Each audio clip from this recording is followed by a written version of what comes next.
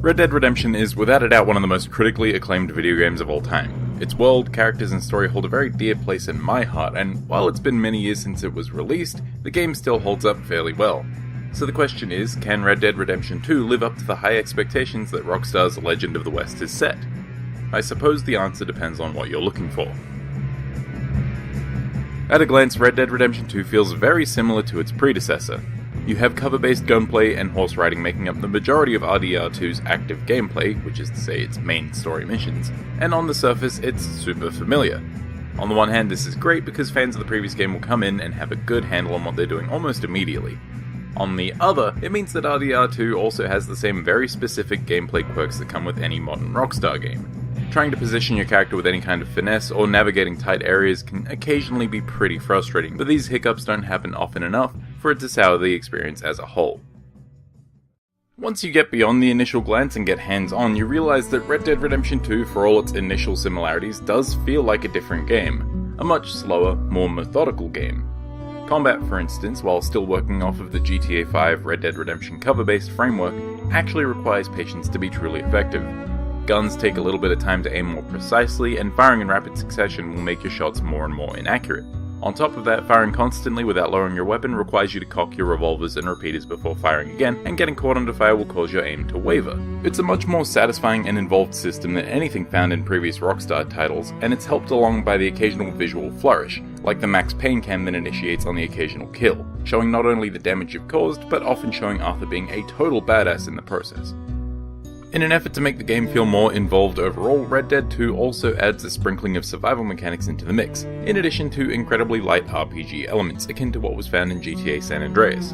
Now, usually I'm as opposed to survival mechanics in games as someone can possibly be, but they're rarely implemented as unintrusively as they are in RDR2, despite the tutorial missions making them seem super important. Basically, you have three core systems to maintain: your health, stamina, and Deadeye. And the state of these core systems will dictate how quickly the corresponding meters will regenerate. These cores can be replenished by eating provisions, which you'll pretty much always have on hand, and can be improved through various means. For instance, getting unassisted headshots will improve your Deadeye, sprinting will improve your stamina over time, and hunting and brawling for some reason will improve your health. Your effectiveness can also be influenced by Arthur's weight, well-being, and temperature, and while these factors can be ignored, they're worth paying attention to if you want to be at your best. You'll also find that your horse features these core systems too, as well as having invisible systems of its own. Much like Arthur, your horse of choice has its own stamina and health, and will similarly require feeding to replenish these meters. Your horse will also bond with you over the course of the game, a process that will speed up depending on how often you comfort them, feed them, and clean them. Once again, these systems are unintrusive enough to not be overbearing, and the benefits of staying on top of these are nice little rewards. You'll gain access to different maneuvers, but more importantly, your horse will become more effective with use, and when you have a high bond, your steed will be able to keep calm under the most dangerous situations. Actually, using your horse is about as functional as it was in the previous game, and Red Dead 2 brings back the speed matching mechanic for whenever you're riding with allies. Unlike the previous game, horses are less capable of following roads on their own, especially when you're gunfighting from horseback. I can't count the number of times I've hit a tree while trying to shoot at folks behind me. And speaking of hitting obstacles, when the game does let you auto-ride, it's in cinematic mode, and the horse's pathing can be absolutely atrocious.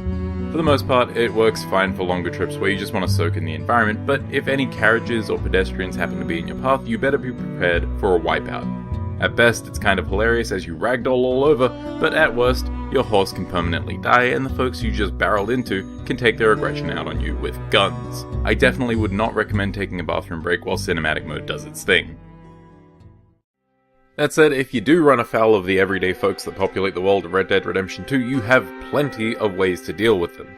First and foremost, if you aren't currently holding a weapon, you can try and talk them down. Making idle conversation with people is strangely prevalent in Red Dead 2, and it makes for a refreshing way of interacting with the world.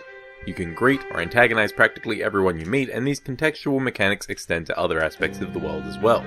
For example, you can praise or scold domestic animals, call out to wild animals to get their attention, or if you're feeling particularly aggressive, you can pick a fight with damn near everyone. Red Dead 2's melee is a funny thing, in that it looks great and has a very cinematic feel to it, but every time I enter a brawl, I find myself questioning if it all works as intended. You have punch and grab buttons, and one button that sometimes works as a counter or block, but that last one is so inconsistent that you're bound to cop at least one straight shot to the jaw at some stage.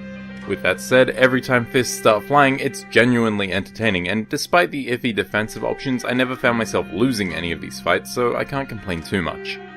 Of course, if fists are too undignified for you, Arthur is always ready for a shootout. If the idea of a quick draw duel in the middle of town is the first thing that pops into your mind when you think of westerns, then Red Dead 2 has you covered, with its revamped quick draw system. At any point, whether you're in an official duel or just confronting a gang of on-edge ruffians, you can slowly squeeze the trigger while locked onto a target. This will fill a Deadeye bar that activates when you finally pull the trigger all the way. I find it's a much more satisfying take on the dueling concept that was found in the previous game, and it's satisfying to know that you personally control when to draw, with the very real risk of holding your shot too long being ever present. While Arthur is always ready for a duel, if larger gunfights are what you're looking for, you're going to need a bit more preparation. You can only ever hold 4 guns on you at all times, that's 2 sidearms and 2 long arms, and by default, Arthur will only ever take his last 2 equipped sidearms with him when you dismount. This means that when you leave your horse, you'll have to think ahead and actively equip yourself for each situation. This design choice is just one of many that I can see frustrating players who aren't expecting Red Dead Redemption 2 to be such a deliberate slow burn. On top of having to re-equip yourself each time you leave your horse and only being able to have 4 guns on you at any given time, Red Dead Redemption 2 implements a number of little tweaks that not only slow the pace of the game down, they also make some elements less convenient. For instance, unlike the previous game, whistling to your horse actually requires them to be within hearing range, and fast travel is no longer available at any campsite in the wilderness. Instead, you have to pay for stagecoaches and trains, in the early game at least. While these quirks didn't impact my experience with the game too much, I can certainly see them frustrating certain types of players. A lot of the game's slower elements seem to be in pursuit of realism, and while I'm personally impressed that they would commit to the slow burn that comes with this sort of simulation level detail, I can see a lot of people being turned off by the game's lack of convenience and overall slowness. This is especially true of the early chapters of the story, which are initially very tutorial focused, before opening up and letting you pursue your own goals as you see fit. Speaking of story, I think this is where Red Dead Redemption 2 shines the most. It follows Arthur Morgan, a member of the Van der Linde gang, and is set about a decade before the events of the previous game. We join the gang as they flee from the law following a heist gone horribly wrong, and much of Red Dead 2 focuses on the gang's attempts to lay low and support themselves so far from home. Unlike Red Dead Redemption, this time around you'll have a constant cast of characters alongside you for the vast majority of the game. And while Arthur's narrative is an engaging tale on its own, the colourful personalities that make up the Van der Linde gang are entertaining in their own right. On his own, Arthur's tale is one of redemption, obviously, it's in the title, but with his companions in tow, it also tackles themes of trust, family, and loyalty.